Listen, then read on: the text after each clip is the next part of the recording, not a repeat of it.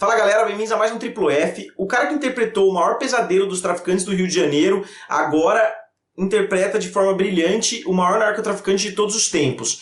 Esse ator é o Wagner Moura, ele interpretou o Capitão Nascimento nos filmes Tropa de Elite 1 e 2 e agora interpreta Pablo Escobar na série Narcos do Netflix e todos são dirigidos pelo José Padilha.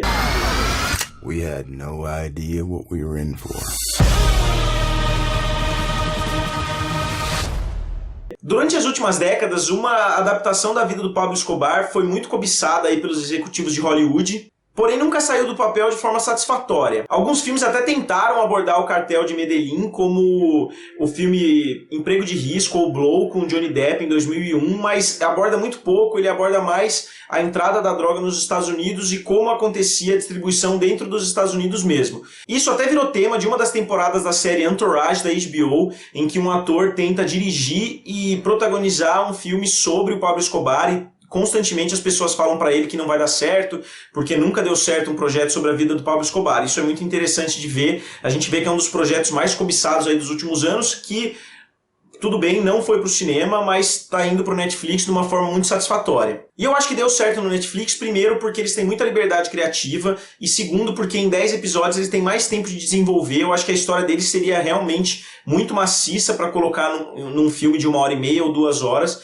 Eu acho que em 10 episódios eles têm um tempo maior para destrinchar, para falar de várias coisas diferentes. A história tem como foco o período após o surgimento do Pablo Escobar como um contrabandista muito poderoso na Colômbia e a entrada dele na cocaína, a entrada dele no mundo das drogas. E é muito legal nos primeiros episódios, eles são bastante didáticos e mostram passo a passo como é feito a produção, a distribuição, como é feito para enviar para os Estados Unidos. Eu acho que nesse sentido a série foi muito bem, ela conseguiu mostrar certinho a produção, inteirar o espectador muito bem do assunto, o que geralmente não é feito em filmes de máfia porque não tem tempo. A gente acaba ficando meio perdido no que está se passando, mas no Narcos não.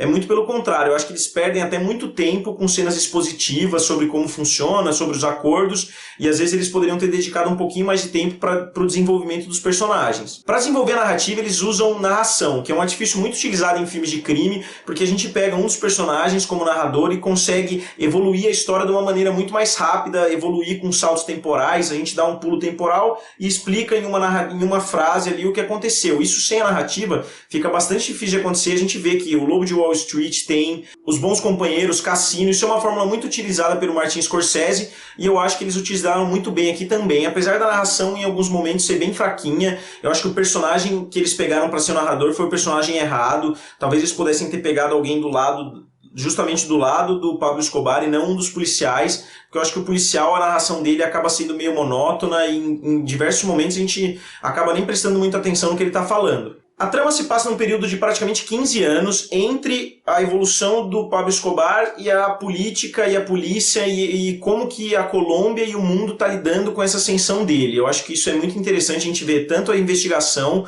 como os presidentes ali que passaram pela Colômbia, vários candidatos a presidência foram assassinados nesse período, então é muito interessante a gente analisar os dois lados da moeda. Geralmente nos filmes de máfia a polícia é completamente coadjuvante, é deixada de lado, ou em filmes de polícia o traficante é o vilão da história e acaba não sendo muito bem abordado. Eu acho que a série soube fazer muito bem os dois, o que é bastante difícil. Uma coisa que é interessante é que, assim como no livro do Poderoso Chefão, que a gente nunca sabe o que está passando pela cabeça do Michael Corleone, eu acho que nessa série a gente muito dificilmente sabe o que está passando na cabeça do Pablo Escobar. Sempre fica aquela sensação de, será que ele vai ser capaz de fazer isso? Será que ele não vai fazer? Então a gente acaba tendo a mesma surpresa que as pessoas ali ao redor dele, porque a gente nunca sabe a linha de raciocínio que ele chegou para tomar as decisões que ele toma.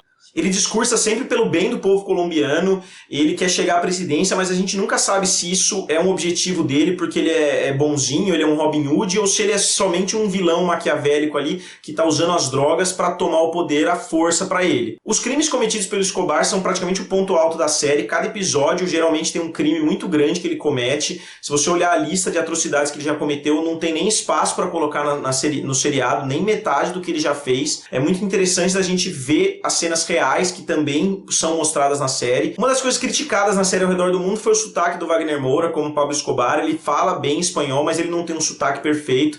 A gente consegue ver uma discrepância entre ele e os caras que falam espanhol nativos, mas eu acho que isso não atrapalha, pelo menos pra gente, talvez pra quem fala espanhol, pro povo colombiano, seja muito discrepante, mas eu acho que pra quem é brasileiro, pra quem é americano, a mudança é muito pequena e não atrapalha. O Wagner Moura tá brilhante como sempre. As únicas coisas que me incomodaram na série foi que foram saltos temporais. Alguns períodos é dado muita atenção, a outros períodos não é dado praticamente nenhuma atenção. Eu acho que eles poderiam ter distribuído um pouco melhor, ou até feito mais de uma temporada nesse período de 15 anos. Algumas coisas que eu tinha achado ruim na primeira temporada foram bastante bem resolvidas na segunda. Eu vou falar sobre isso na minha crítica da segunda temporada de Narcos, que eu vou provavelmente fazer nos próximos dias. Na minha opinião, o mundo da TV foi invadido por criminosos, começando com a família Soprano e até Breaking Bad, então eu acho que nada é mais apto do que a gente contar a história do maior traficante de todos os tempos, um cara que deixaria todos esses outros vilões de seriado no chinelo. Então eu acho que é muito certo a gente ter uma série que aborde um pouco mais a vida dele, porque o momento é o momento certo disso, é o momento que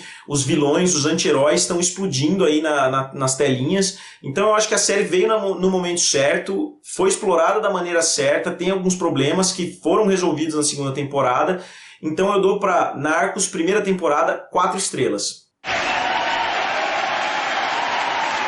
Bom, galera, vocês já assistiram Narcos, a primeira ou a segunda temporada? A segunda temporada saiu essa semana no Netflix. Eu vou fazer a crítica dela nos próximos dias, então acompanhe aí, se inscreva no canal. Valeu e nos vemos em breve.